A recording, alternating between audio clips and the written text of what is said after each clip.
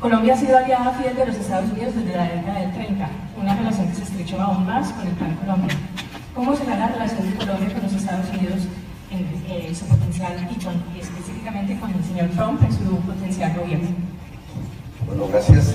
Yo pienso que el problema fundamental internacional que debe asumir Colombia, y lo ha hecho hasta ahora, es el cambio climático, el principal problema de la humanidad, que en los estudios realizados hasta ahora coloca a Colombia como uno de los 10 países más vulnerables del mundo ante este fenómeno que produce la tecnología del siglo XX. Y en esa medida, la política internacional, tal como la desarrollamos embrionariamente en la ciudad de Bogotá, es básicamente construir el frente con aliados políticos, sociales, estatales, gubernamentales, que nos ayuden, por una parte, a la mitigación mundial del cambio climático y por otra parte, a los fondos de financiación de la reconversión tecnológica y de la adaptación al cambio climático. Es un tema que, como ustedes observarán, no es propiamente el gobierno actual de los Estados Unidos, pero es la divisoria de aguas en el mundo.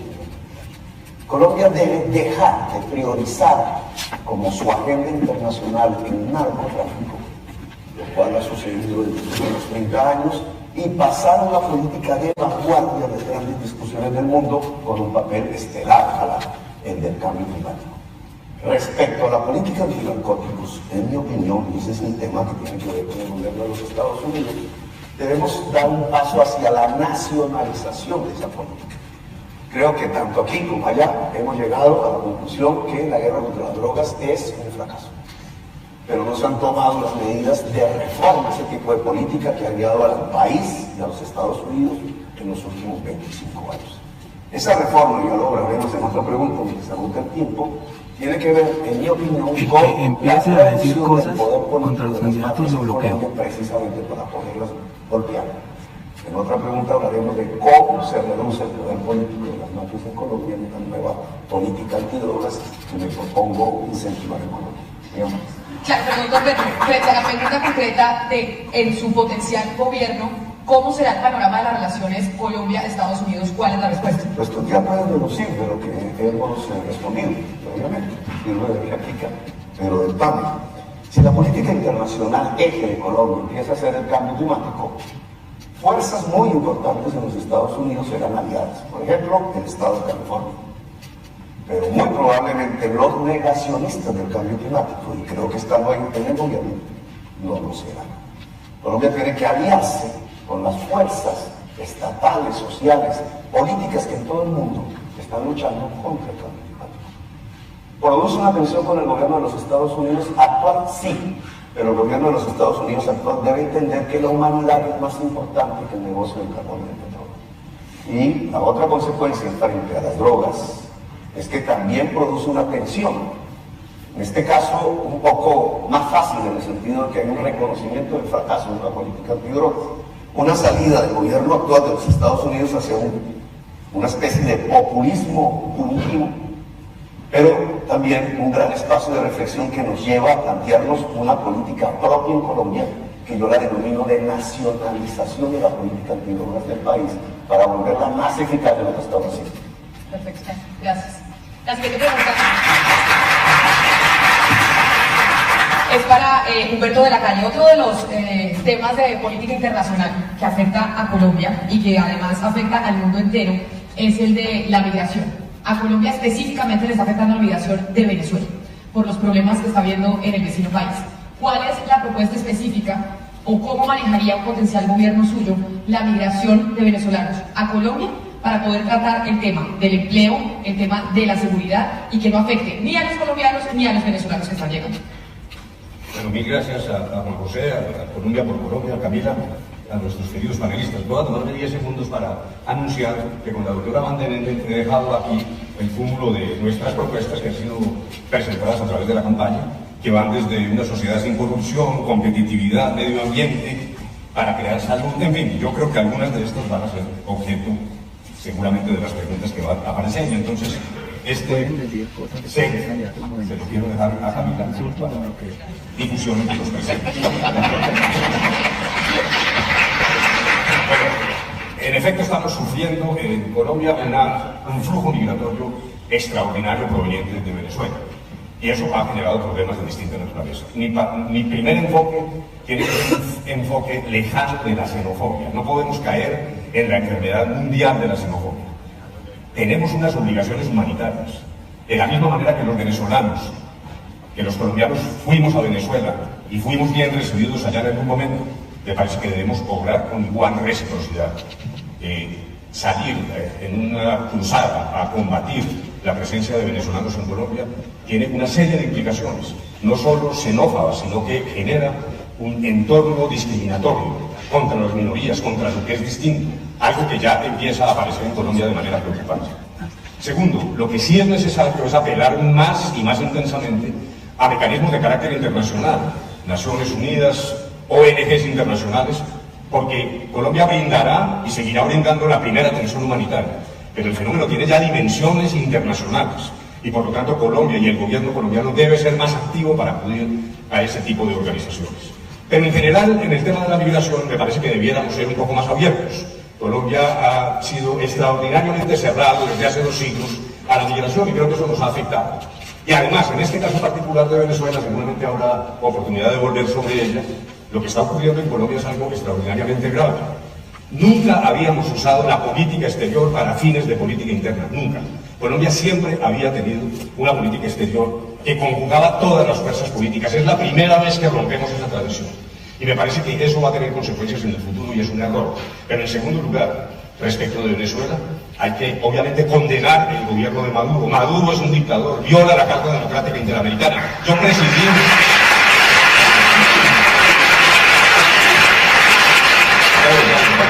presidí las deliberaciones que permitieron expedir la Carta Democrática Interamericana cuando me desempeñaba en la OEA. Y con esa autoridad puedo decir que Maduro viola la Carta Democrática Interamericana.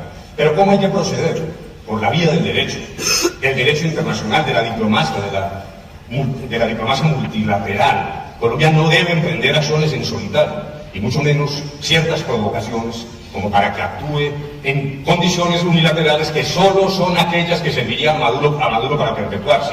Para decirlo en lenguaje coloquial colombiano, no le demos el papayazo a Maduro de tomar nosotros iniciativas unilaterales. Vamos de la mano de la diplomacia, aun cuando la diplomacia sea un poco más lenta.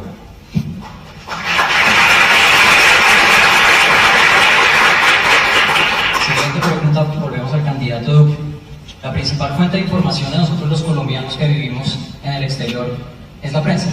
Por lo tanto, la libertad de prensa es fundamental para nosotros. Es uno de los pilares que defiende esta universidad y además creemos que es fundamental para una democracia. Candidato Duque, inevitablemente nos tenemos que referir al trino del fin de semana del jefe de su partido, actual senador Álvaro Uribe Vélez, que dice lo siguiente, cito textualmente: Daniel Coronel, político y contratista de Santos, tiene pánico y con razón. Un gobierno de Iván Duque manejará con transparencia las concesiones de televisión.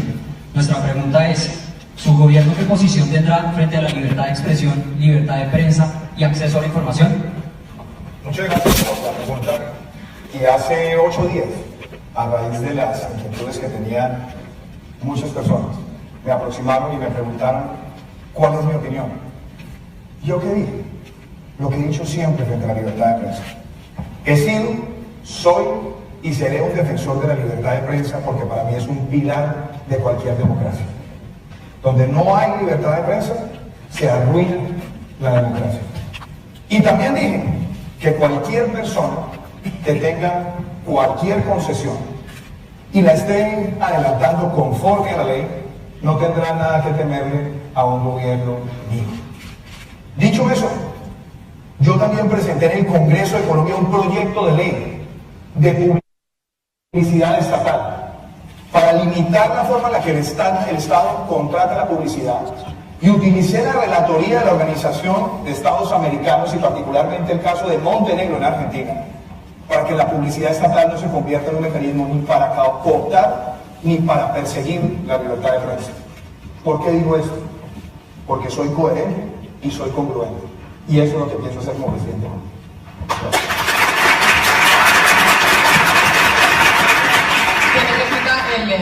El doctor Humberto de la Calle. Sí, dijéramos que la respuesta es impecable, pero quedó ahí un elemento suelto. ¿Por qué el doctor Uribe anuncia cuál va a ser su comportamiento desde la presidencia de la República? ¿Usted cómo valora?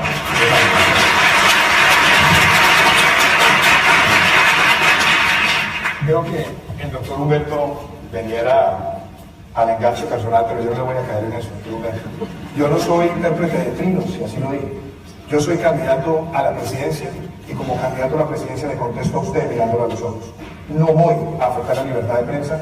Usted me conoce hace mucho tiempo y sabe que he denunciado la dictadura de Nicolás Maduro, y por eso lo llevé a la Corte Penal Internacional con la firma de 76 senadores de Colombia y 50 de Chile, aludiendo como una de las graves violaciones el haber desmantelado la libertad de prensa. Entonces creo que cuando estamos en la tarea política, la congruencia y la coherencia es lo que habla con nosotros. Y por eso no me refiero a temas personales, le hablo como lo que quiero ser, presidente de Colombia y como defensor de la libertad de prensa, como uno de los pilares de la democracia.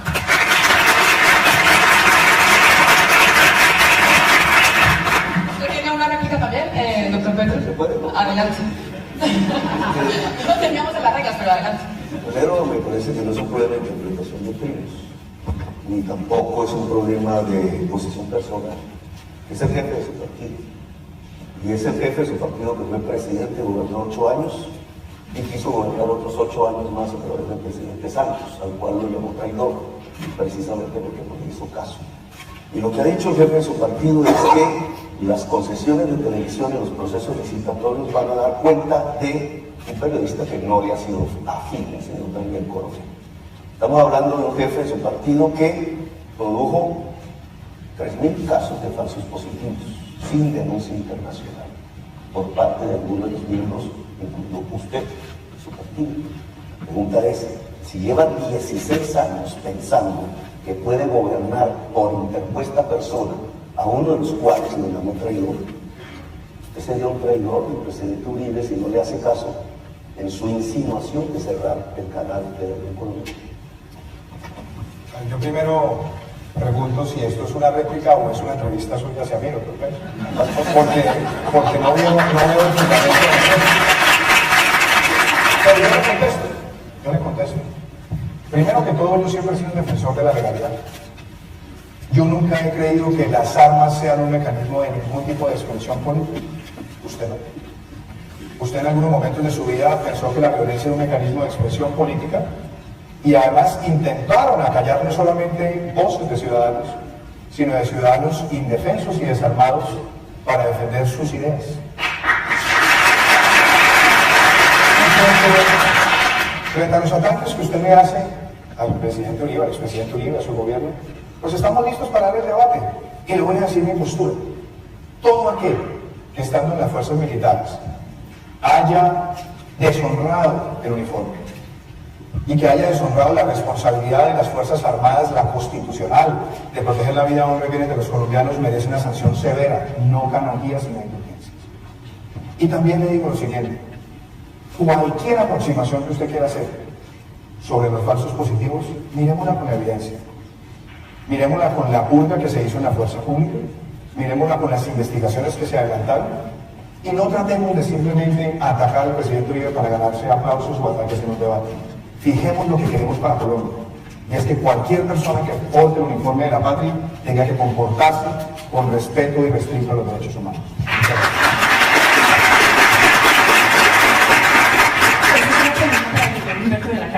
El gobierno de los Estados Unidos ha dicho que va a revisar su apoyo a la implementación de los acuerdos de paz en Colombia si no hay una reducción en la producción de coca. Si los Estados Unidos le retira el apoyo económico, ¿cuál sería el impacto en Colombia, primero que todo, y cómo financiar los acuerdos de paz, además de lo que significan para la relación bilateral?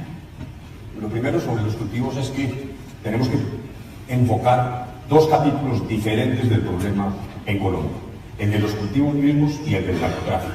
Mi postura, si llego a la presidencia de la República, es continuar atacando las bandas del narcotráfico. Colombia no puede ser sojuzgada por bandas criminales, BACRIM o como se llama. Me parece que ahí hay una obligación de los colombianos. Frente a eso no nos podemos agachar, hacerlo claro en democracia, con la fuerza tranquila de la democracia, sin guerra sucia, pero me parece que esa es una respuesta frente a la cual hay que tener una línea categórica. El tema de los cultivos tiene ciertas características diferentes, porque ahí hay envuelto un problema de desarrollo agrario. Muy buena parte de esas comunidades viven de la coca sencillamente por razones de carácter económico. Y el pasado demuestra que mucha de la política represiva ha fracasado. Los cultivos se mueven, actúan en un lado y en el otro en lo que se llama el efecto balón. Incluso la propia fumigación no fue totalmente eficaz como a veces se cree. La cifra actual de hectáreas cultivadas, en efecto es la más alta de la historia, pero ha habido picos en función además de otros elementos o de otras circunstancias de carácter macroeconómico. La devaluación del peso ha influido en la recuperación del cultivo de la coca, la baja internacional del precio del oro ha desplazado personas que se habían ido a la minería ilegal y han regresado a la coca. Luego me parece que lo primero es que eso no se puede simplificar. Frente a los Estados Unidos, nosotros lo que tenemos que sostener es esa posición. Yo particularmente soy amigo de la sustitución voluntaria como primer paso, no como único paso. En las comunidades donde no haya ambiente para la sustitución voluntaria hay que hacer erradicación forzada, preponderantemente manual. A propósito de lo cual aprovecho para decir que entre las múltiples falsedades que se tejieron sobre el acuerdo del Teatro Colón se dijo que nosotros habíamos entregado la fumigación en beneficio de las FARC. Falso, basta leer. Es un problema de simple lectura. El tercer párrafo del acuerdo en esta materia lo que dice es que el Estado, por boca nuestra, se reservó la posibilidad de continuar fumigando allí donde las circunstancias lo indicaran. Las decisiones que tomó Colombia, a instancias particularmente de sus propias cortes internas, no tienen nada que ver con lo que se negoció en La Habana. Esa política hay que defenderla frente a Estados Unidos. Me parece que nosotros no podemos estar sojuzgados a tener que optar por caminos distintos cuando yo tengo la convicción absoluta de que el camino de la sustitución voluntaria es el más difícil, ¿de acuerdo? Y es el más costoso, pero es el único que puede realmente brindar una solución sostenible al tema de los cultivos. Ahora, sí ha habido dificultades de implementación. Al gobierno le ha quedado grande la implementación en lo logístico, en la llegada al territorio con las soluciones. También ha habido deficiencias por fuerza de los opositores al acuerdo, que particularmente en lo que tiene que ver con los desarrollos legales, pues han hecho prácticamente una tarea de filibusterismo para impedir que esas decisiones se tomaran a tiempo. Pero yo no renunciaré ni a cumplir religiosamente el acuerdo, ni a exigirle a las FARC que lo cumplan, ni a tener una política autónoma en materia de cultivos ilícitos.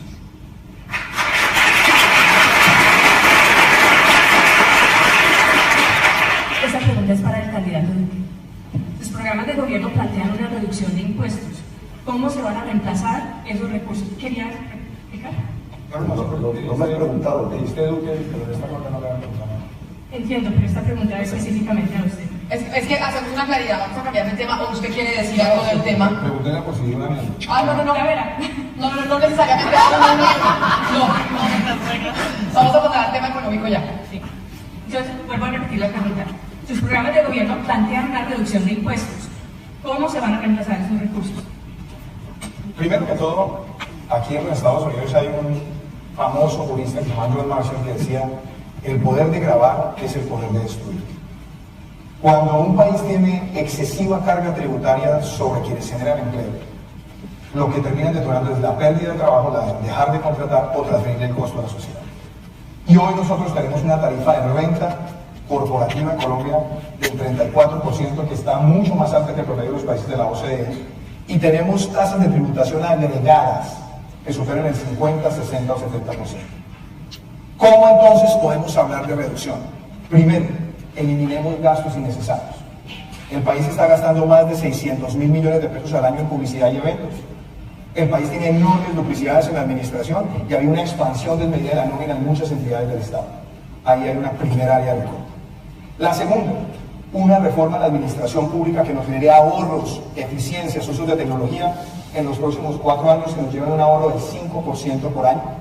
Y tercero, una meta de reducir la evasión de los impuestos de renta y de IVA que superan los 40 billones de pesos al año, que perfectamente se podría reducir en un 50% en los próximos 4 años con una meta anual del 12.5 y estaríamos generando ahorros de más de 30 billones de pesos.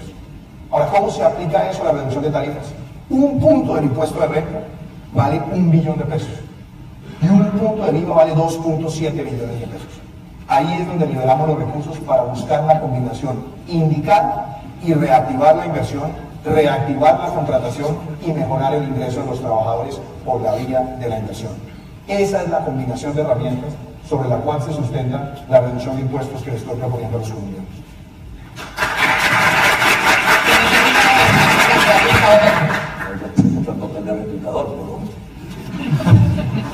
Pero es lo siguiente: si yo encuentro 600.000 millones de pesos de gasto suntuario en publicidad, no lo recorto, lo tengo que llevar a donde hace falta el gasto público. Por ejemplo, el sistema de universidad pública que debe ser o tender a ser gratuita, porque Colombia necesita más gasto en educación.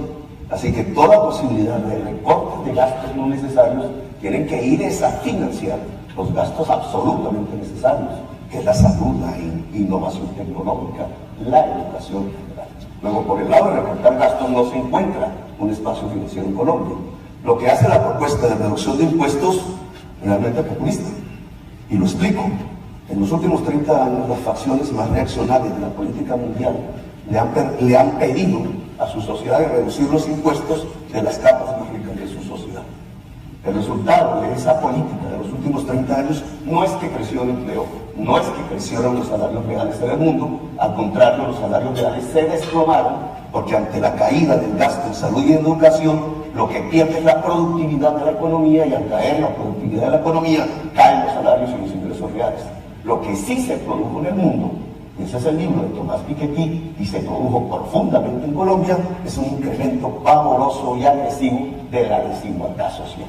Cuando se reducen los impuestos de las capas más importantes del capital de una sociedad y una economía, los que terminan pagando son las clases medias y las trabajadoras a través de la caída de su ingreso real. Ergo, la propuesta lo que termina produciendo es un crecimiento de la desigualdad social en Colombia, cuando Colombia ya es el tercer país más desigual del mundo.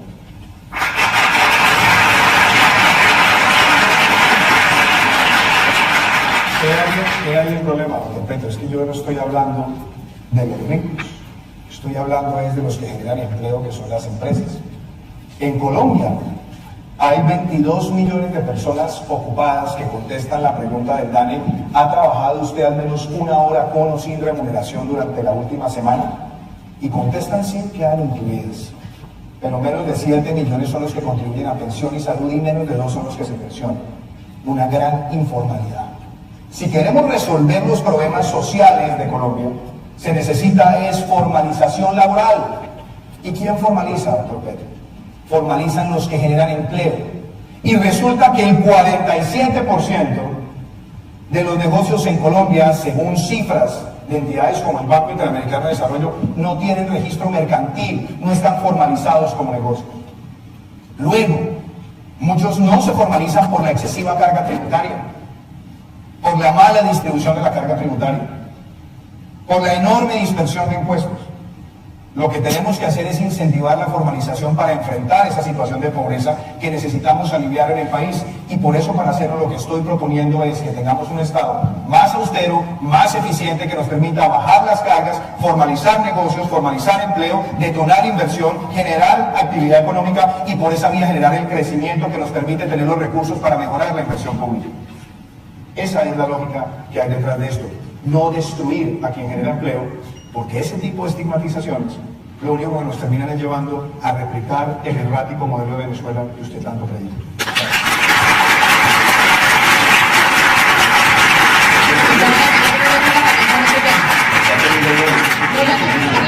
Petro, porque ya usted hizo la réplica a Duque, pero adelante, doctor. Sí, la réplica consiste en que me siento obligado a exponer mis ideas sobre particular, que no coincido con ninguno de los dos. Entonces dijéramos, yo parto de la base de que la empresa es la gran generadora de riqueza. Las empresas realmente no son ricas ni pobres, son instrumentos de creación de valor. Y en ese sentido sí parto de la base de que la empresa, y particularmente la pequeña empresa en Colombia, está agobiada por una carga impositiva exagerada. Luego, estoy de acuerdo con continuar una senda declinante, suavemente declinante, con responsabilidad, frente al impuesto corporativo de renta. Ahí estoy de acuerdo. Y en segundo lugar, también no estoy en que el gran problema de Colombia estructural es la informalidad. Informalidad a la cual contribuye el Estado. En Colombia se dictan 2 decretos y 11 resoluciones diarias. Es realmente imposible para un ciudadano, y menos para un pequeño empresario, cumplir la multiplicidad de exigencias que han conducido a muy buena parte de la economía a la informalidad. Hay una invitación a la informalidad que se origina en el propio Estado ineficiente. Con lo que no estoy de acuerdo con el doctor Duque es que me parece que la respuesta para tapar el hueco fiscal es insuficiente. No basta con trabajar en el gasto. La Comisión de Gasto ha propuesto unas ideas, y ese es un tema bastante inflexible. En segundo lugar, estoy de acuerdo con Petro en el sentido de que el problema no es solo reducir el gasto, sino reconducirlo, y mi lema es primero los pobres. En tercer lugar, ¿de dónde entonces, cómo tapamos el hueco? Primero, examinando la multiplicidad de exenciones, de ventajas tributarias que concedió el gobierno anterior. Si uno mira lo que hay allí, hay alrededor de 107 millones de pesos que usted puede recuperar, dejando solo las exenciones verdaderamente productivas. En segundo lugar, lucha contra la evasión, sí, contra la corrupción además. Cada acto de corrupción cuesta 2 reformas tributarias. Pero además también para los muy ricos, y voy a decir esto cuando los asesores le digan a uno que no lo diga y aconsejen que sea más prudente, los muy ricos en Colombia tienen que hacer un esfuerzo solidario. Colombia es una empresa de todos y no vamos a ser capaces de vencer la inequidad profunda de la sociedad colombiana si no logramos tarifas más progresivas para ese percentil final de los verdaderamente ricos en Colombia que tienen que ayudarnos a todos. Y eso significa también ampliar la base tributaria. Colombia es una empresa de todos los colombianos.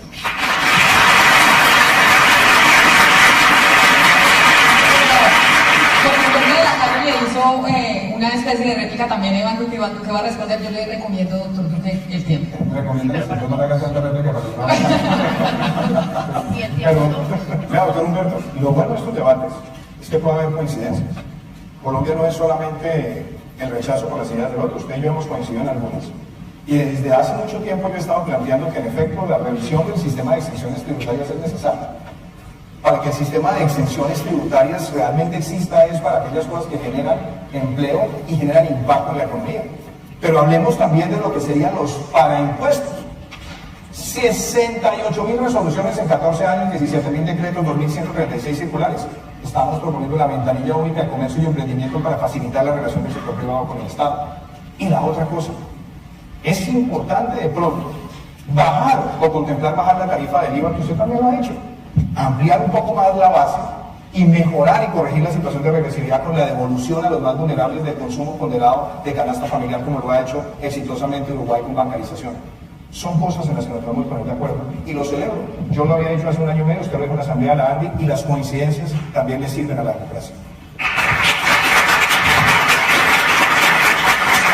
pregunta para el candidato Gustavo Petro y tiene que ver con el sistema pensional, porque en el presupuesto de la Nación todos los años se gira al sistema pensional 39 billones de pesos, lo que representa un 3.8% del Producto Interno Bruto del país. Y además ese presupuesto destinado a las pensiones sigue creciendo todos los años y lo lamentable es que tenemos solo un 20% de cobertura. Esto significa que la reforma pensional en Colombia no da espera. La reforma pensional que usted plantea o la propuesta que tiene frente al sistema pensional en Colombia que necesita una transformación es ¿cuál? Bien, aunque quisiera, no tuve la oportunidad de la pregunta la vez pasada, pero hay una cosa que quisiera decirle, doctor Duque, porque se recuerda mi pasado. Cuando su padre era gobernante, yo fui torturado por ese hombre. Se tumbó y le preguntaba. Y le miro a los ojos y le digo, he preguntado. 2. Cuando usted habla de Venezuela, es precisamente su modelo el que se parece al venezolano, porque se afinca sobre la permisión del fracking para sacar más petróleo y hacer depender a la sociedad colombiana de la renta petrolera exactamente. Bueno, yo propongo hacerla depender de la producción, de la agricultura y de la industria y separarnos del petróleo. Y respondo la pregunta. El sistema pensional colombiano se creó en la Ley 100, es un sistema básicamente privado, de fondos privados de pensiones que han captado a más o menos 220 millones de pesos. Y no le han entregado pensión sino a 140.000 personas. En perspectiva es un fracaso. No va a generar pensiones. Sí, un ahorro forzado que ha permitido una palanca de control sobre la economía por parte de los propietarios de los fondos privados de pensiones. Yo lo que propongo es un sistema de pilares. Un primer pilar de reparto simple, es decir, no de ahorro individual en cada cuenta, sino de cotizaciones que se pagan inmediatamente en forma de pensión a quienes en ese momento tengan derecho a la pensión. Ese sistema debe ser universal, aplicarse a todo trabajador o trabajadora de Colombia, con financiación estatal que permita ampliar la cobertura en el pago de pensiones a la población que hoy, teniendo la edad, no tiene pensión. Y un segundo pilar es voluntario, que dependiendo de la magnitud del salario y después de pagar el primer pilar, cualquier persona tenga la libertad, si es de altos salarios, de apostar en un fondo privado de pensiones para una pensión voluntaria después del primer pilar. En esa medida lo que le propongo es, tanto en salud, que será otra pregunta, como en pensiones, reformar la Ley 100 en función de restringir el sistema de cuota de ahorro pensional individual y pasar a un sistema de primer pilar de reparto simple, tal como existe en Uruguay, en Venezuela, que le está dando pensión al pueblo uruguayo.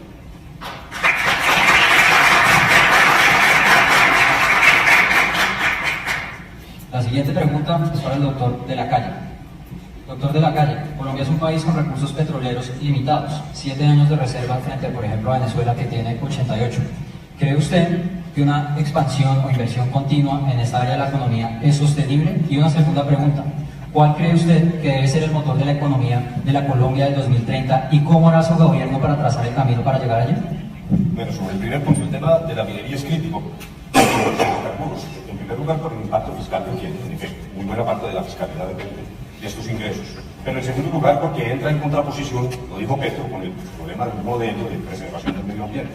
Lo que está ocurriendo en Colombia pues es una afectación profunda de la casa común, como le llamó el Papa Francisco, que me parece que es la mejor descripción de la obligación que tenemos de cuidar el ambiente para nosotros, para nuestros hijos, pero también para el planeta.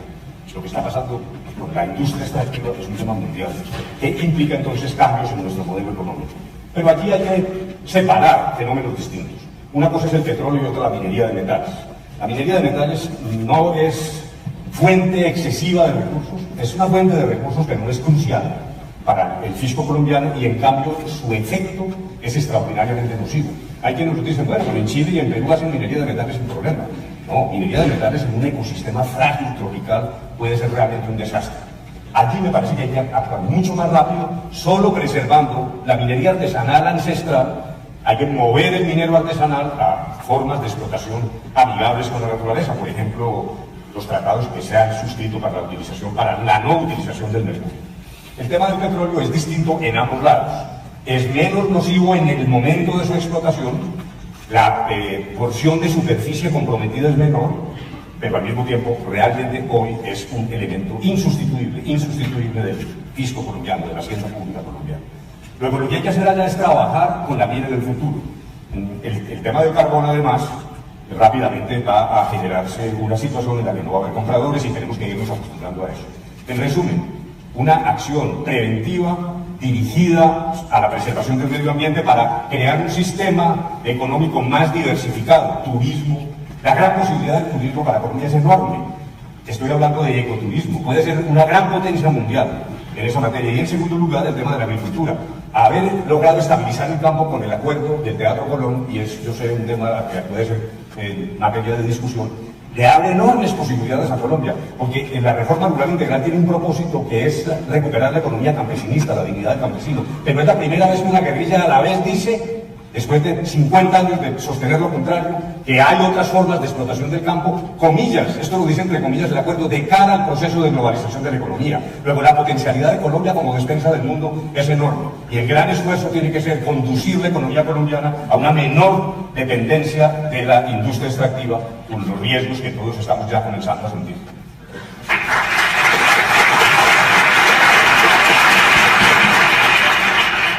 Seguimos perfectamente con una pregunta que se refiere a este tema. Esta para el doctor Duque. Colombia es el país más biodiverso por metro cuadrado del mundo. Aunque muchas veces se piensa que su riqueza natural solamente puede ser explotada a través del turismo, existe también un potencial para su explotación científica y médica. Aparte del turismo en su plan de gobierno, ¿qué otras propuestas existen para la explotación económica de la biodiversidad en Colombia? Muchísimas gracias. Antes de eso, déjeme decir una cosa. Y es que el doctor Petro quiere poner a contestar por un gobierno cuando yo tenía 6 años. Con mucho gusto trato de hacerlo porque me parece además que es un ataque bajo imitar a mi padre o insinuar que mi padre fuera un torturador. No, doctor Petro, no acude a ese tipo de prácticas porque mi padre fue un hombre honorable. Pero además de eso, usted le buscó una cita una vez con Alberto Giraldo y fue a mi casa a hablar con él. Yo no estaba. No diga esas cosas que no le quedan bien. Mi padre fue un hombre que siempre defendió y siempre rechazaba la tortura. Y la violencia en cualquier forma, ha sido coherente con eso. Lo hice en mi vida académica, lo hice con mi tesis, base de Manfredo Velázquez Rodríguez en Honduras, y lo he hecho a lo largo de mi vida. Y frente a esta pregunta, que a mí me parece central, la biodiversidad en Colombia es uno de los grandes patrimonios. Y por eso nuestro deber es armonizar la biodiversidad con cualquier forma de desarrollo económico en el país. Por eso digo producir conservando, conservar produciendo. Y eso implica que nosotros tengamos que adelantar en muchas regiones del país unos programas verdaderamente ejemplares de protección de las cuencas, de protección de la erosión costera que está destruyendo regiones enteras del país, que tengamos el sistema de pago por servicios ambientales, familias, guardapáramos, en un país que tiene el 50% de los páramos del planeta, que tengamos familias protectoras de manglares, que preservemos la selva tropical húmeda, que tengamos corredores de bioturismo, ecoturismo, y que desarrollemos la capacidad de investigación de la Universidad de la Amazonía, que hace parte de las propuestas que hice el año pasado en el Caquetá, para que podamos mejorar la base de investigación, y que aprovechemos esa riqueza también con las patentes y los registros en el país, para que no vengan otros a quedarse con los registros de esa investigación que se hace con la universidad. Y eso ha hecho parte de las propuestas que he venido compartiendo con los colombianos, y para mí, lo más importante, denme 30 segundos, lo más importante es que tengamos una ética del siglo XXI donde los estudiantes desde edad temprana aprendan a proteger el ecosistema, a reducir, reciclar, reutilizar. Y mi último comentario, aquí está el representante de la Cámara, Federico Hoyos, con quien soy coautor del proyecto de carros eléctricos, para que Colombia vaya teniendo un parque automotor más limpio y busquemos en la protección de la calidad del aire también un mecanismo de preservar nuestra naturaleza. Muchas gracias. Pasamos al tema de política pública. La primera pregunta es para los tres candidatos. Tienen la oportunidad de responder los tres candidatos. Hasta hace 2 semanas, las selvas del Guaviare estaban ardiendo. Hoy, la quebrada La Lizama no es una quebrada, sino un oleoducto de un derrame de crudo de un pozo que lleva el mismo nombre, un sector cerca de Barranca Bermeja. La minería ilegal, está no solo envenenando, sino secando. Tenemos que trabajar en una línea en virtud de la cual logremos generar condicionamientos de protección del ambiente y la mirada puesta en el futuro en lo que ha llamado el Papa Francisco la Casa Común. Eso tiene implicaciones, primero institucionales. El sistema actual es extraordinariamente débil, y no solo débil, corrupto. Lo que está pasando con las CAR es que son una mata de corrupción. La utilización de los POTs en los municipios se ha vuelto una fuente de enriquecimiento ilegítimo. Y eso ocurre en otras esferas de la vida nacional, no solo en los temas de ambiente. Pero aquí se hace crisis, como ustedes lo han descrito, de la peor manera. En segundo lugar, hay un elemento cultural. Yo tengo que celebrar que algo ha cambiado Colombia. En mi infancia tengo que confesar 2 cosas. Yo nací en un pueblito que se llama Manzanares, por allá remoto. Luego salimos por fuerza de la violencia, lamentable decirlo, no se trata de volver al pasado. Estudié en una universidad pública, mi madre era una profesora, trabajaba y vivíamos en un barrio de lo que se llamaba el Instituto de Crédito Territorial, un barrio del gobierno, de clase media. Yo realmente me he hecho a curso y excúsenme que haga esa confesión, y no tengo abolengo ni nada que se le parezca. Pero en esa época yo tengo el recuerdo de los niños con caucheros matando pajaritos y les parecía que eso era muy gracioso. Y en Navidad incluso íbamos a traer musgo para hacer los pesebres, lo cual hoy es un crimen ecológico. Luego, sí ha cambiado, particularmente los jóvenes, por eso yo defiendo las causas animalistas. Estoy contra las corridas de toros. Yo fui taurino en Manizales, había que ser taurino, las ferias de Manizales, pero hoy tengo que confesar que son espectáculos aberrantes. Entonces, hay un problema institucional. Pues ahora confluyen básicamente 2 grandes temas en Colombia. Uno, como lo había anunciado al principio, el cambio climático, que nos lleva a una separación gradual, pero firme, del petróleo y el carbón. Y por tanto, de dejar de usar como prioridad las aguas en la extracción del petróleo y del carbón, como está haciendo. Y en segundo lugar, el tema de la paz, de la posibilidad de construir una era de paz que nos obliga también a tratar de construir una sociedad más igualitaria, más equitativa. Ambos temas nos remiten a un proyecto económico diferente. Un proyecto económico que tiene que centrarse en la producción y no en la extracción. Por tanto, todo el sistema impositivo, por ejemplo, no debe premiar la extracción como hoy está haciendo con el carbón, o en el caso de los campos, con el gran latifundio improductivo sobre tierras fértiles, sino premiar la producción. Y tiene que ver este tema con el medio ambiente en varios sentidos. La economía productiva del siglo XXI necesita, 1, energías limpias. En nuestro caso es el agua, es el sol, que no se utiliza y el viento, en el caso de la humanidad. 2, las redes informáticas al máximo nivel y con utilización económica, que hay que hacer todo un programa de infraestructura para que toda Colombia pueda obtener ese segundo mecanismo. Y 3, me parece absolutamente fundamental, el saber como base de la producción del siglo XXI. Una sociedad del conocimiento que tiene que priorizar la educación tanto de la primera infancia como de su juventud con el máximo de inversión pública para poder saltar una enorme brecha en términos de educación que nos permita entonces articular saberes, energías limpias y redes, construir las bases de la tercera revolución industrial en la misma Colombia, que nos permite liberarnos del petróleo y del carbón, por tanto reequilibrarnos con la naturaleza y construir una sociedad más equitativa dentro de la producción, lo cual nos permite reconciliarnos con la paz, es decir, la posibilidad de salir definitivamente de 2 siglos permanentes de violencia.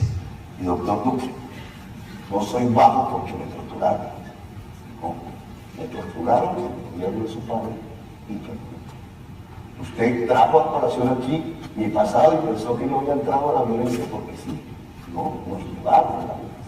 Gobiernos como ese, la cual hay que perdonar, pero hay que evaluar históricamente.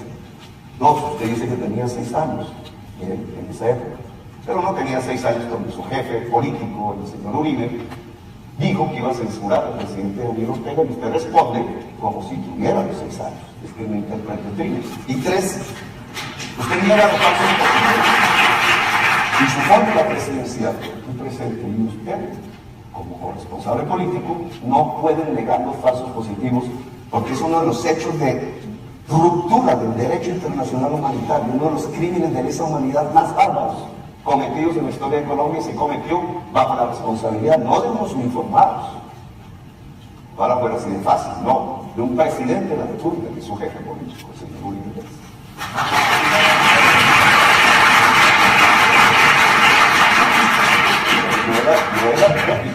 No, muy Así que las reglas del juego están un poco abiertas. Esta pregunta es para los 3. Los 3 van a responder la pregunta que se hizo sobre la política medioambiental. Yo le contesto eso, pero claro, como hay una alusión directa también déjeme la contestar, porque usted persiste en el ataque personal. Veo que esta va a ser la forma en la que usted quiere conducir el debate electoral. Y de nuevo se lo digo, usted, pero de nuevo se lo digo, doctor Petro. Usted dice en el gobierno de su padre. No le queda bien decir eso, doctor Petro. Y le voy a contar una anécdota. Su compañero en el grupo armado al cual usted perteneció, Israel Santamaría, fue compañero de mi padre en la universidad. Israel Santamaría, en el camino equivocado de las armas, murió. Y algunos miembros de las fuerzas militares en ese momento no querían entregarle a la familia de Israel Santamaría el cadáver. Quien, por el dolor de haber sido su compañero en la universidad y haber visto el camino equivocado, defendió ese derecho y además se opuso y denunció actos de violencia con miembros de las fuerzas militares fue mi padre. Si usted quiere hablar del pasado de mi padre, lo hago, porque yo con el nombre de mi padre lo llevo con la frente en alto.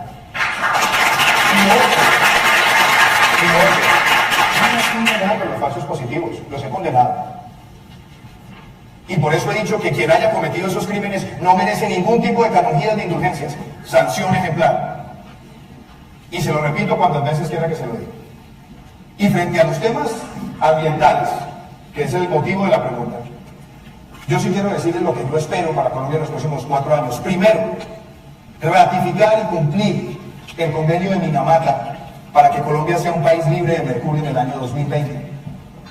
Segundo, que la minería ilegal de oro la podamos acabar en cualquier forma de minería ilegal, pero en la de oro hay que volver a la compra directa por el Banco de la República para que no siga existiendo esa ventanilla subrepticia sobre la cual se está moviendo esa criminalidad en la minería de oro. Tercero, nosotros necesitamos un programa de formalización minera, porque hay muchos mineros artesanales y pequeños mineros que no tienen las mejores prácticas. Hay que cooperativizarlos y en algunos casos sacarlos de esa minería donde está produciendo daño ambiental y hacerlo sobre la base de que esa cooperativa pueda tener una integración con las mejores prácticas sociales y ambientales y donde no corresponda el pago por servicios ambientales. Y lo que tiene que ver con los sistemas de manejo de cuencas hidrográficas comprometidas o afectadas por la minería, lo que necesitamos es despolitizar las corporaciones autónomas regionales y garantizar que cumplan su mandato legal para ser verdaderas autoridades ambientales. Yo vengo defendiendo el tema ambiental desde hace mucho tiempo, desde cuando estaba en el Banco Interamericano de Desarrollo, y además he promovido nuevos sectores de la economía, como la economía creativa, como la economía de servicios, como la agroindustria, porque Colombia no puede depender exclusivamente del petróleo, estoy de acuerdo. Y además también he dicho, no se hará fracking. además donde se estén comprometiendo los acuíferos subterráneos y los ecosistemas diversos. Y también le digo una cosa, 10 segunditos. Si nosotros queremos avanzar en la protección ambiental del país, nosotros tenemos que ir diversificando mucho más nuestra matriz energética y apostarle a las renovables. Y por eso me he trazado una meta.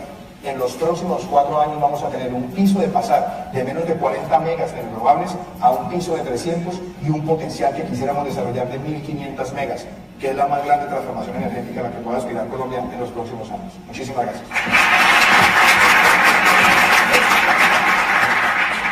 Esta pregunta es para el doctor de la Cara.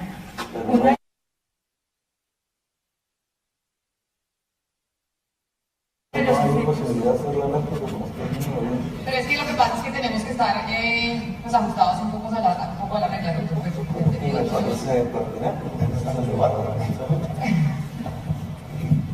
porque lo que pasa es que se han venido respondiendo ustedes haciéndose ataques constantemente en medio de las preguntas y no respondiendo. Los ataques no, Petro, yo hablaba por el tema de política pública. La discusión de la política pública, porque esa es una pica. Cuando uno habla de fracking y dice, pero no en donde estén sistemas biodiversos o hayan aguas subterráneas, que no te... Es decir, lo demás sí. O cuando uno habla del glifosato, que no se mencionó en este momento, pero lo traigo a cuenta, es decir, de volver a la política de fumigación aérea con glifosato, está ocasionando en ambos casos, uno respecto a la hoja de coca y otro respecto a la explotación de carbón y petróleo, un envenenamiento del territorio mucho peor que incluso el mercurio del oro. Y prácticamente se está ante un doble discurso, porque la utilización del fracking en cualquier lugar que siempre utiliza aguas que hay que embalsar después por su contaminación y en grandes cantidades, provoca la necesidad de levantar una política que hoy es un principio mundial, que es la de la prevención de la salud pública. Es decir, por prevención de la salud humana hay que prohibir el fracking, dado su alto contenido de contaminación de aguas, que aún embalsadas como estaban en Texas, fíjese usted, configuran campo en dos últimas puertas de agua. Y en segundo lugar, si uno va a proponer la fumigación aérea de glifosato de nuevo en Colombia, literalmente lo que está proponiendo es envenenar con químicos altamente tóxicos para la salud los cuerpos de agua de Colombia. Pero me parece que si se quiere una política de equilibrio con la naturaleza, por lo menos con franqueza hay que decir no al fracking y no a la fumigación aérea de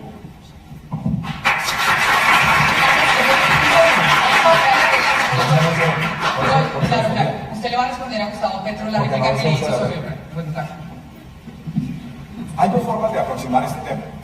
Decir fácilmente, no va a haber más petróleo en Colombia en 4 años. No queremos más petróleo. O buscar el balance de un país que, si bien no es un país petrolero, tiene potencial. Colombia tiene 7 años de reservas, 70% de sus yacimientos producen menos de 1000 barriles diarios, yacimientos convencionales. Y antes de hablar de no convencionales, Colombia tiene por lo menos un potencial enorme de convencionales que no necesitan ni siquiera abrir la discusión del fracking.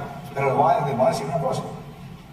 Colombia hoy, para poder tener los ingresos fiscales que requiere la inversión en salud, en educación, en vivienda, en atención a la tercera edad, necesita cerca de mínimo 6 o 7 billones de pesos año en los próximos 10 años, derivados de los ingresos de la renta petrolera convencional. Y eso requiere que el país agregue 2.000 millones de barriles de nuevas reservas. Y se pueden hacer con yacimientos convencionales, sin hablar de fracking. Entonces no distorsionemos, porque Canadá ha logrado armonizar petróleo, minería, responsable con el medio ambiente y con el desarrollo de otros sectores productivos. Si Colombia se queda sin petróleo, ustedes que estudian economía, díganme cuántas toneladas de aguacatejas vamos a tener que exportar para traer un barril de petróleo. El tipo de cambio, cómo se comporta. Y si no se empobrece la sociedad, además con ese tipo de cambios bruscos en la política económica. Yo no estoy proponiendo la destrucción del medio ambiente, lo que estoy promoviendo es la convivencia equilibrada, balanceada, sensata y realista de todos los sectores productivos, y que podamos aprovechar el potencial que tenemos con los mejores estándares ambientales, sobre todo reconociendo que no se necesita empezar a hablar de fracking porque los convencionales pueden seguir siendo una fuente en Colombia responsable. Gracias.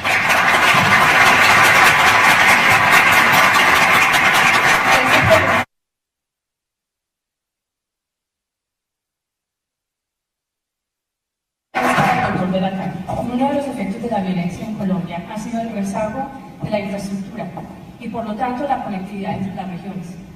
¿Cómo lograr que la infraestructura sea una herramienta de integración nacional por una parte y teniendo en cuenta que el desarrollo de la infraestructura tiene implicaciones medioambientales? ¿Cómo lograr un balance entre el desarrollo de esta y la conservación del medio ambiente? Sí, ha habido un despliegue muy importante en materia de infraestructura, sobre todo en las grandes vías, las 4G, etc. Eso hay que reconocerlo. Sin embargo, seguimos estando en niveles muy bajos, incluso en el escenario latinoamericano. Todavía seguimos siendo una geografía absolutamente desarticulada. Y de paso, la necesidad de integración no es solo física, no es solo un problema de vías, es también algo espiritual. Seguimos en una sociedad fragmentada. Cuando estábamos trabajando en la búsqueda de la paz, un presidente de un gran conglomerado financiero me dijo: usted, que era un abogado exitoso, se fue a La Habana a trabajar en ese embeleco de la paz, el embeleco de la paz. Es una palabra brutal. Pero el tema es infraestructura, pero también es, repito, reintegración de una sociedad que está convertida en una diáspora de indiferencia. Pero en segundo lugar, no basta las 4G. La reforma rural integral se basa fundamentalmente en recuperación de la economía campesina, con acceso a la tierra, 3 millones de hectáreas para ser aplicadas en 12 años, un proceso de formalización de la propiedad en 7 años, pero vías de comunicación terciarias, que son la manera como el campesino, que es productivo, pero sin embargo no tiene acceso a los mercados. Y ya lo dije, no lo voy a repetir, la reforma rural integral también prevé por fin desideologizar esta discusión, permitir otras formas de explotación agroindustrial, a ver si por fin logramos aprovechar el ímpetu de la agricultura en el crecimiento de la economía colombiana. Pero luego, además, el tema de infraestructura tiene otras manifestaciones. No nos podemos limitar solo al tema de grandes vías, puertos. Todavía siguen siendo bastante ineficientes los procedimientos de importación más allá del éxito portuario. Lo que ocurre es que llega la mercancía a tiempo, pero gasta enorme tiempo y corrupción tratando de desembrozar la multiplicidad de aranceles que ha servido simplemente como un refugio para la corrupción. Luego, realmente no es solo hablar de infraestructura como algo aislado, y es también fundamentalmente recordar que un elemento esencial en la educación, que es la jornada única, depende en muy buena parte de una inversión en infraestructura para poder impedir lo que está pasando ahora, que es que nuestros jóvenes salen a la 1:30 de la tarde, llegan a sus casas, los padres trabajan porque tienen que trabajar y entonces quedan a merced del microtráfico, de la forma como se empieza a generar la violencia en Colombia. Y allí yo tengo 2 propuestas que ustedes podrán leer, porque ya no tengo tiempo, sobre el servicio social con una pequeña remuneración para volcar el ímpetu de los jóvenes en un esfuerzo de solidaridad, ayudar donde se requiere ayuda, en vez del servicio militar. Terminado el conflicto, el servicio militar no tiene sentido. Lo que necesitamos es fuerzas profesionales para defender la soberanía. Y ahí el elemento ampliación de la infraestructura educativa para la jornada única es también esencial. Respuesta: no bastan las 4G, eso es insuficiente. Aplaudimos las 4G, pero eso no es todo el problema de Colombia, ni se puede resumir así.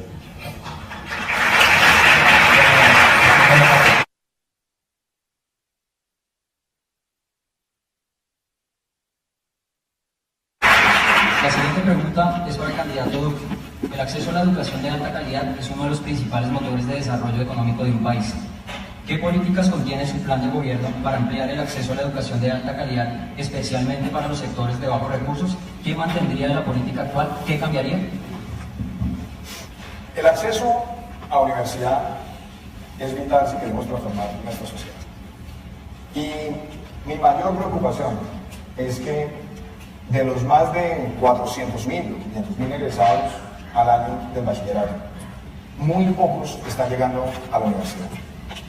A mí me parece que tenemos que hacer algo agresivo, positivamente agresivo, para fortalecer la universidad pública.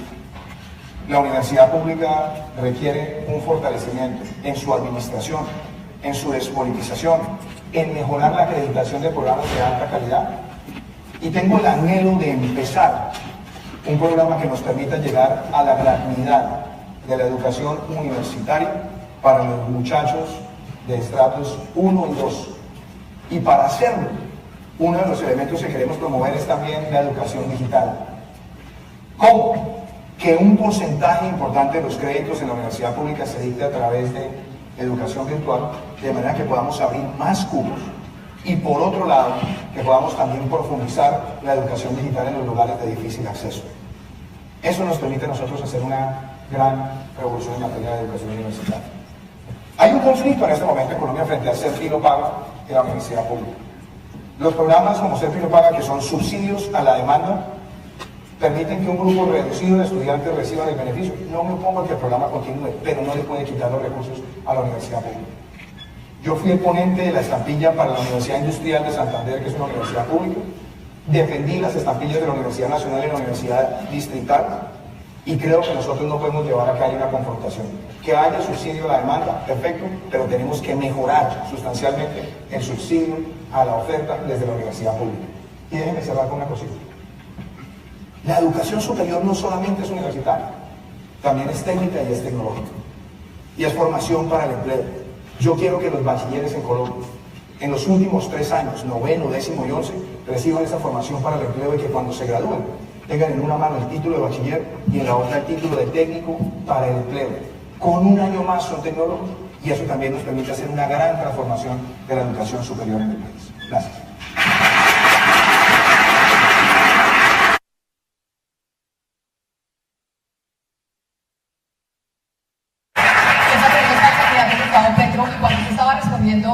La pregunta sobre las pensiones, digo, más adelante voy a hablar del tema de salud y por eso quiero hacerle a usted directamente la pregunta sobre el sistema de salud en Colombia, que hemos venido durante años oyendo que está en crisis. Usted, si no me equivoco, ha mencionado el tema de las empresas prestadoras de salud, de las EPS, como siendo uno de los problemas fundamentales que podríamos tener en el sistema de salud en Colombia.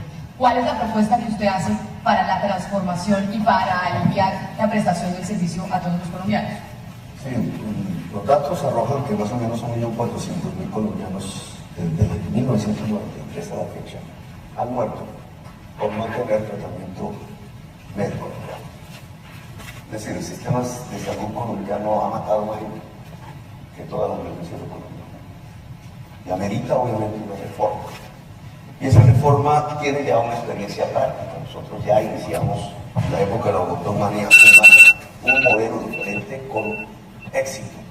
Por eso se redujo a 0 la mortalidad infantil por causas de hambre, o por eso se redujeron todas las tasas de enfermedad en la ciudad de Bogotá en esos 4 años.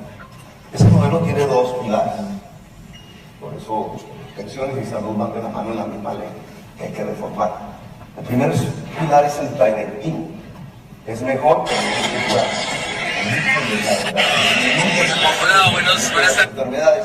Si ustedes tienen en una sociedad un modelo de prevención de una enfermedad que en el caso de Bogotá, expandible a Colombia, consistió en médicos que pudieran, equipos médicos, visitar por microterritorios permanentemente 800 familias, serían todo el territorio nacional, lo cual significa más o menos 40.000 personas profesionales en la salud por cada ciudad del territorio nacional para prevenir y prestar la atención primaria con capacidad resolutiva. ¿Qué significa?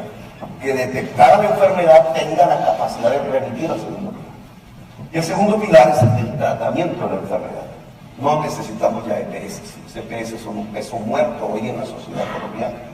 Las 70.000 personas que trabajan en las EPS pueden transitar hacia un sistema directo de contratación de un solo fondo público que ya existe. Ya fue creado en este gobierno, que contrate directamente los servicios de clínicas privadas y hospitales a partir de una selección libre del usuario que se enferma. De esa manera, el especialista en el tratamiento médico tiene la selección del usuario, que es libre. Y en segundo lugar, el tipo de tratamiento médico es el que determina el médico, no como sucede hoy el funcionario no médico de la EPS. Cuando es el médico, estamos bajo la ciencia. Cuando como soy bajo el funcionario administrativo de la EPS, es bajo la ganancia. Y por estar bajo la ganancia, es decir, transformando una salud de mercancía, es que hemos llegado a sumar 1.400.000 personas muertas, simplemente porque no recibieron el tratamiento médico adecuado. Quisiera hacer una claridad sobre la respuesta que usted da de la propuesta que hace. Cuando usted menciona que los trabajadores de las empresas prestadoras de salud transiten a una entidad pública, lo que usted está planteando es estatizar la prestación de salud en Colombia en su gobierno. De todo lo contrario, porque si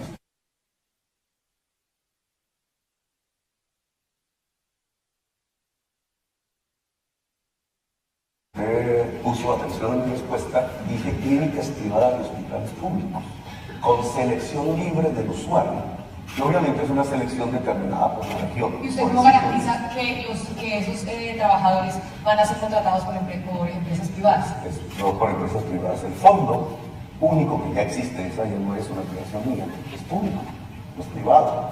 Ya existe y recoge todos los recursos de la salud. Lo que tiene que tener es un aparato administrativo para la selección de citas. Pero esas citas son determinadas por el usuario en la región. El usuario en la región. Así que ese tránsito es de las EPS, personal básicamente administrativo, hacia el fondo común que hoy existe, pero que debe ser simplemente una cuenta y se convierte en una institución de programación de citas. Citas determinadas, no por la voluntad del funcionario, no por la voluntad del negociante de la EPS que ya debe existir, sino por la decisión libre del usuario. Hay por la importancia, y empiezo por usted, doctor Duque, y es el tema de la reforma a la justicia. No solo el gobierno de Juan Manuel Santos intentó hacer reformas a la justicia, también el gobierno del jefe de su partido, del Centro Democrático, intentó hacer reformas a la justicia y ha sido muy complejo y casi que imposible. ¿Cómo va usted a manejar la crisis de la justicia y qué propuestas plantea dentro de su gobierno para reformarla? La justicia tiene problemas de administración de justicia y de administración judicial. La reforma integral que requiere la justicia tiene que solventar las dos y de manera rápida. ¿Qué estamos proponiendo nosotros? En primer lugar, si queremos tener una buena justicia, ningún sistema es mejor que la calidad de los jueces. Y no tenemos una política de reclutamiento de talento en la justicia. Y esa política de reclutamiento se requiere para que la rama pueda ir a las facultades de Derecho y reclutar a los mejores estudiantes. Y para hacerlo, además porque los sueldos de entrada son competitivos, por lo menos en lo que tiene que ver con el primer empleo y después lo de retención y ascenso, tiene que ir de la mano con un incentivo adicional, y es que nadie puede llegar ni a una alta corte o a un tribunal sin haber estado por lo menos 5 años en la rama. De manera que el que quiera tener esa aspiración tiene que estar, y tiene que estar por un tiempo. Inclusive para los que entran y retenerlos hay que darles también el incentivo de la especialización, el acompañamiento y la formación. Lo segundo, hay que fortalecer la primera y la segunda instancia, que es la justicia cercana al ciudadano, y tener el precedente judicial, tener la capacidad de evaluar bien al juez y además tener el arraigo judicial del juez en su lugar geográfico. Y por supuesto, el expediente electrónico, y tener una unificación jurisprudencial que debería ser el trabajo de las altas cortes. Ahora, el debate polémico es si vale la pena que Colombia siga teniendo tantas altas cortes, más de 130 magistrados que tienen ingresos salariales cercanos a los $10.000, o si por el contrario debemos acotarlo y tener más bien una corte única con unas salas especializadas y que nos permita ir teniendo un diseño hacia el futuro donde esa alta corte lo que termina siendo es un unificador jurisprudencial y un orientador de las decisiones de las primeras y las segundas instancias, que son las próximas al ciudadano, que deberían ser mucho más rápidas. Ahora, eso no lo puede hacer un gobernante simplemente por tosudez o por terquedad. Hay que buscar que ese debate sea plural y que ojalá se pueda hacer un gran pacto nacional sobre esa reforma a la justicia. Y aquí hay unos elementos que estamos planteando y quiero cerrar con esto. Hay que quitarle a las altas cortes o a la alta corte cualquier tipo de facultad electoral, que es donde se ha metido la politiquería y la corruptela para la administración del sistema judicial en los altos tribunales.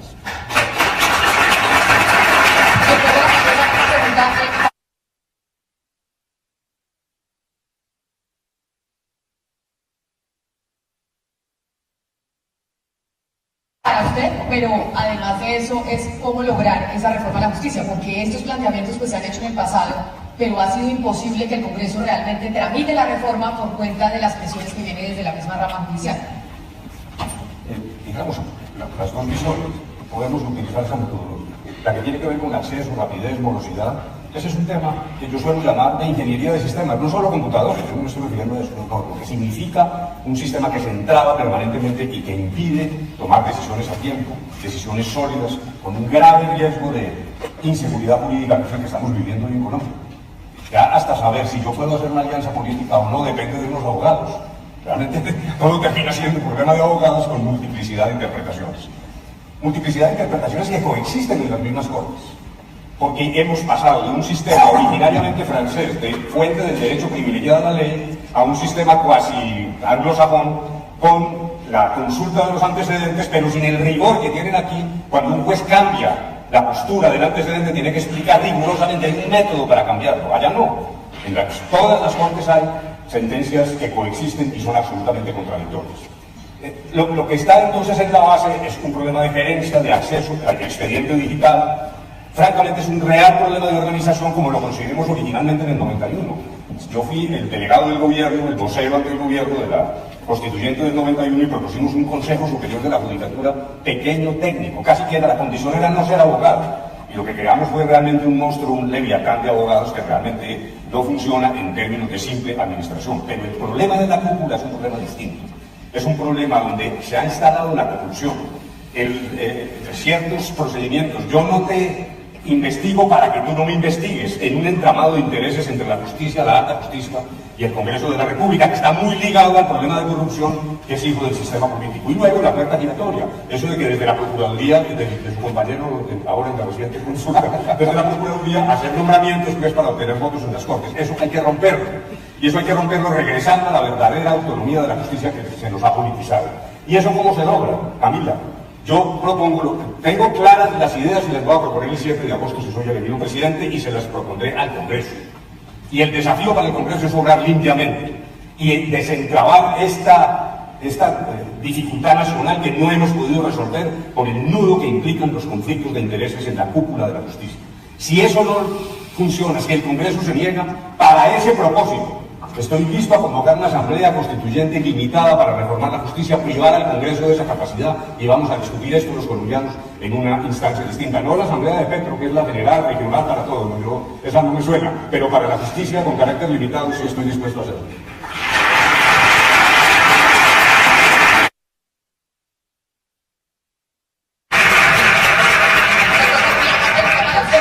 El doctor de la Calle pues ya mencionó que usted ha propuesto una Asamblea Nacional Constituyente para la reforma a la justicia. Sí, pero digo que para todo, no es cierto, es para todo, es acotada. Es acotada a unas reformas que me parecen básicas para construir una nueva paz, pero que el Congreso no ha querido, no ha podido, es impotente para realizarlas a la fecha. Esa tiene que ver con la reforma de la educación, que no es anular tener un sistema de educación superior gratuito, es que hay que tener un sistema de educación gratuito, de educación superior, y para allá, lo cual implica multiplicar los recursos de la financiación de la educación superior en Colombia, de 3.6 millones a 14, si queremos que cualquier estudiante pueda ingresar, saliendo del 11, a un estudio de educación superior. Pero la pregunta es sobre la justicia. Entonces, en el tema de la justicia, creo que hay dos principios fundamentales, sin lo cual se vuelve retórica la reforma de la justicia. Independizarla de la política. Es que la corrupción en la justicia no nace del interior de la justicia, solamente nace inducida por la corrupción de la política. El cartel de la droga sucede porque un dirigente político lo construye. El actual candidato presidencial, pero de eso no voy a hablar aquí porque no está aquí. Es la política la que ha dominado la justicia, la ha subordinado, en eso no se diferencia de otros regímenes dictatoriales, le ha quitado financiación y la ha corrompido. Por tanto, una primera base de la reforma de la justicia fundamental es lograr la plena autonomía de la justicia como poder público, lo cual significa separarla completamente de procesos de tipo político en el Congreso de la República, de desarrollo con Humberto de la Calle, que debe ser una asamblea constituyente acotada a 5 grandes reformas: la educación pública, la salud, la justicia, la política y el tránsito hacia una economía pública.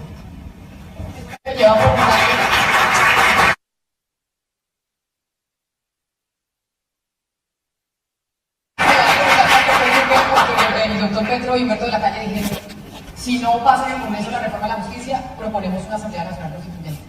¿Cuál es la propuesta suya si eso que usted planteó el Congreso no lo aprueba como?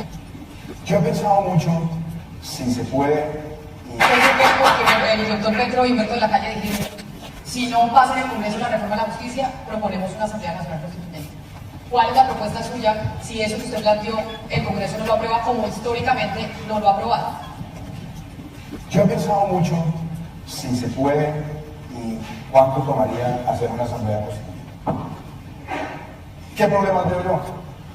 ¿Cuál es la práctica para que la constituyente pueda ser convocada?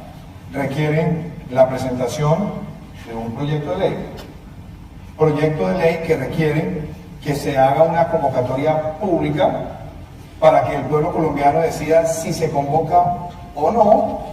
Si el pueblo dice sí, se procede a la convocatoria y al proceso electoral, se selecciona, delibera y después de la deliberación pasa por el control constitucional. ¿Cuánto tiempo puede tardar eso? Y seguramente eso puede tardar mínimo 18 meses de un gobierno de 4 años. Yo esperaría que la reforma que estamos planteando se pudiera manejar dentro del Congreso y hay que tratar de agotar el esfuerzo de consenso con la rama, porque en lo contrario siempre van a buscar un mecanismo, y insisto, aún después de la constituyente se requiere una revisión por parte de la Corte. Así está contemplado en la Constitución. Entonces, el consenso hay que crearlo, y si es constituyente también necesita consenso. Por eso lo más importante es que tengamos claros los pilares y que haya un gran acuerdo político en el país, entre todas las fuerzas, porque Colombia hay que unirla en torno a propósitos comunes y es algo que quiero hacer. Invitar a que todas las fuerzas políticas de Colombia podamos deliberar y decir, esta es la justicia que queremos, no la justicia del uno o la del otro, la de todos, pensando en el futuro del país. Y haré todos los esfuerzos. Tratemos de buscar esos consensos de largo plazo en el país. Superemos esos debates de izquierda, de derecha y miremos hacia adelante. Y uno de esos temas que necesitamos para mirar hacia adelante es la reforma a la justicia.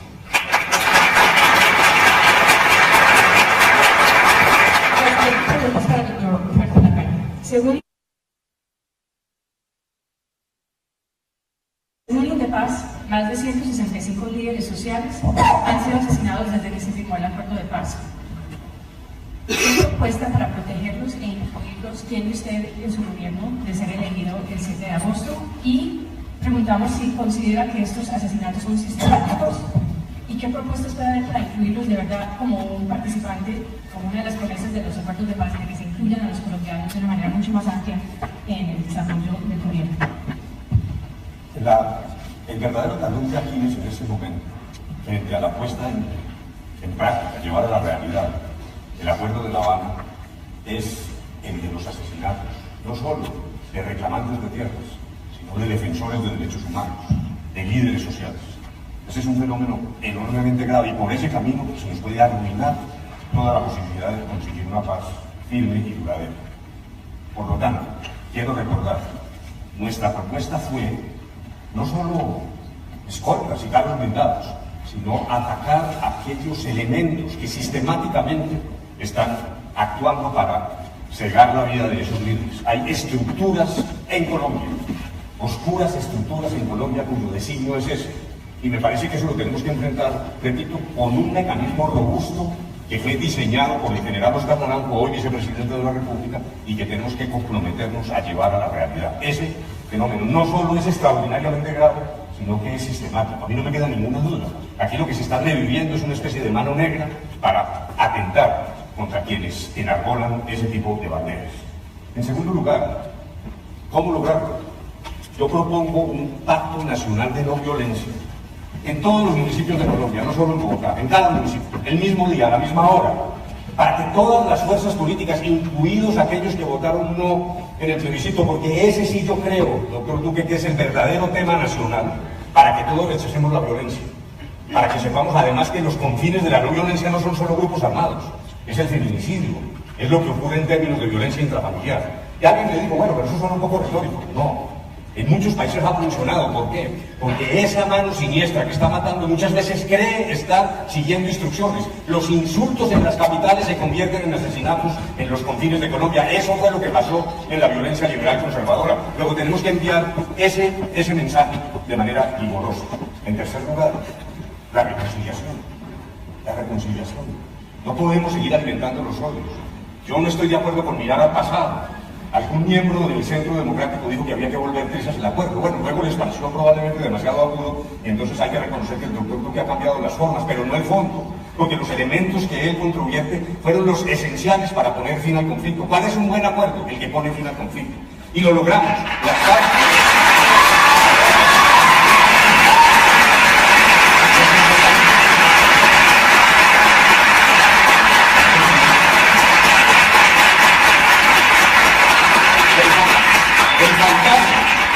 creado artificialmente de que le habíamos entregado el país a las FARC se diluyó el 11 de marzo. Los 50.000 votos de las FARC lo que demuestran es que logramos realmente un resultado exitoso y que abre caminos para el futuro, y hay que combinar al ELN para que entienda que tiene que redondear la faena de la paz y que no puede seguir actuando como lo está haciendo. Pero el propósito final es la reconciliación de los colombianos. No perdamos de vista eso. Con dar marcha atrás en estas discusiones no nos vamos a ganar nada. Construyamos sobre lo que tenemos hacia el futuro, hacia una alianza colombianista, hacia esa unidad de que habla el doctor Duque, que es la que estamos proponiendo y clamando todos. Ese realmente es el faro que debe guiar la acción pública en Colombia en la siguiente década.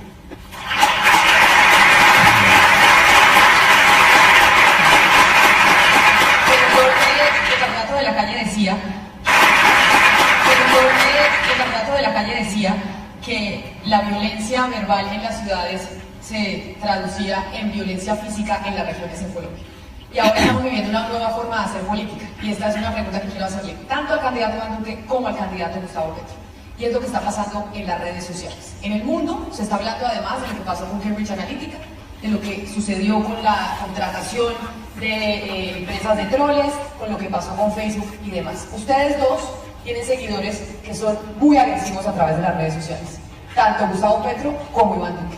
¿Ustedes qué están haciendo durante la campaña o qué van a hacer para frenar esa agresividad que se está viviendo a través de las redes sociales de seguidores que soportan su proyecto político?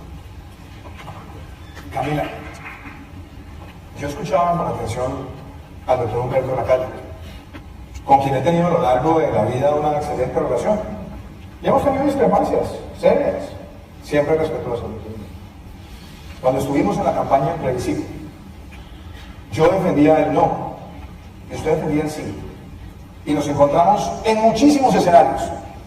Jamás me referí a un defensor del sí, ni como mi enemigo, como mi contendor, ni como mi contrario. Porque yo pensaba, en mi vida, que en un escenario de democracia donde se pronunciaba la ciudadanía, el resultado y el veredicto de las urnas era el camino y la invitación para buscar el consenso. Ganamos. Hicimos un llamado a un gran acuerdo nacional.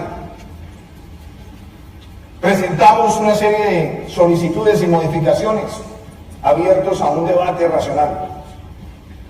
Pero la decisión que tomó el gobierno fue desconocer el mandato de un plebiscito. Y eso ha perpetuado unas diferencias que tenemos que solventar como país.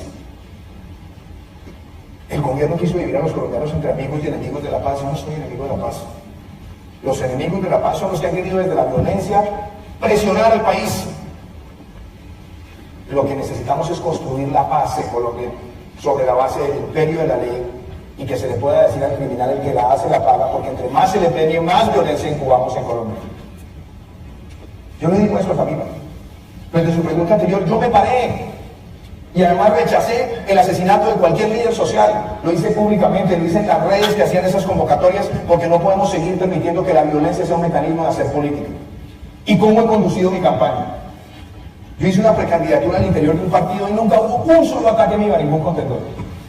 Y me pueden revisar las redes sociales, ha sido propositivo todo lo que hemos planteado.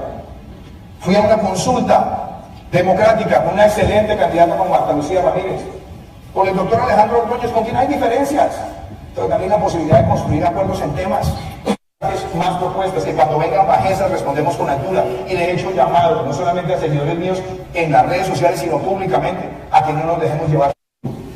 No queremos una Colombia donde la estigmatización del otro, lo de tratar de diferenciar al otro sin ningún tipo de consideración ni capacidad de escucha, sea lo que tiene este debate político. Hoy invito a todos los colombianos, a todas las bases de todos los partidos, a que trabajemos juntos en un proyecto de futuro, donde lo que nos une sea el concepto de legalidad, un país que promueva dinámicamente el emprendimiento y donde esas dos cosas nos permitan construir la equidad Y esa es la combinación, ese trípode de un país donde estemos reconciliados, donde la violencia no sea un camino y donde nadie pase por encima de él. Muchas gracias.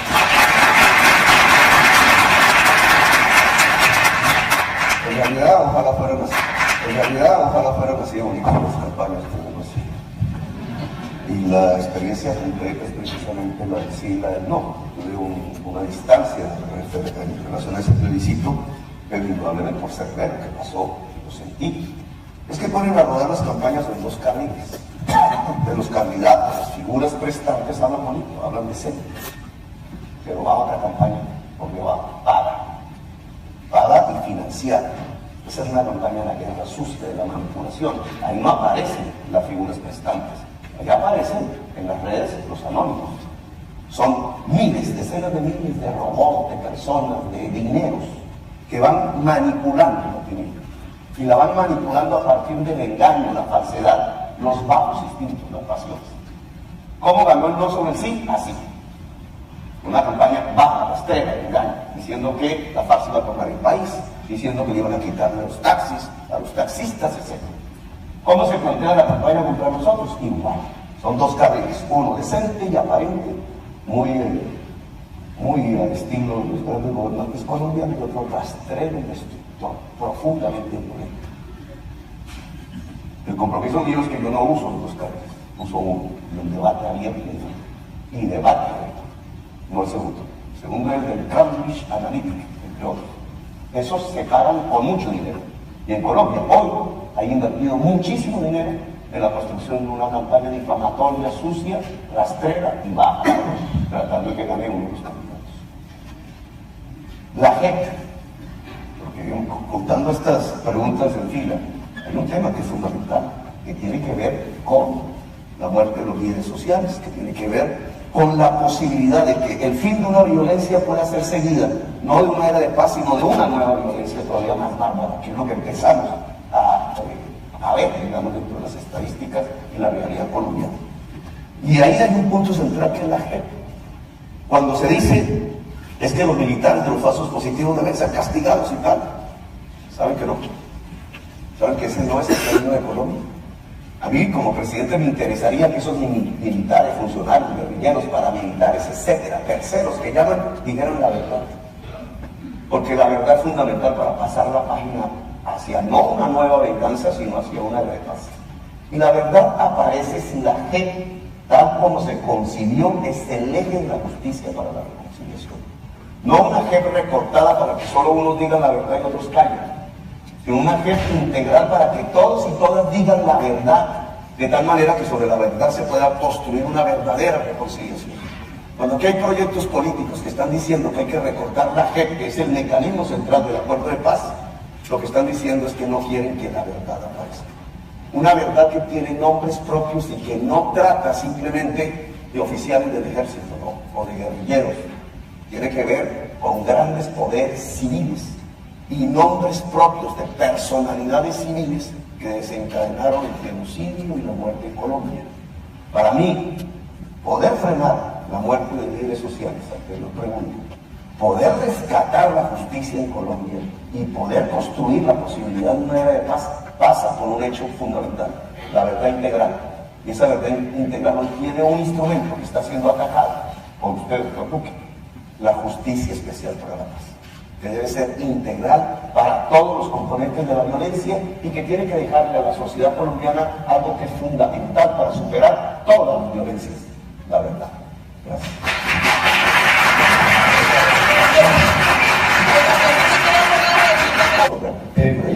Por supuesto, desafortunadamente lo que hace falta es tiempo. Tiene 30 segundos, por favor. 30 segundos porque es que nos sacan del edificio, doctor Duque, no es que no queda Sacar a los candidatos del edificio. Yo lo que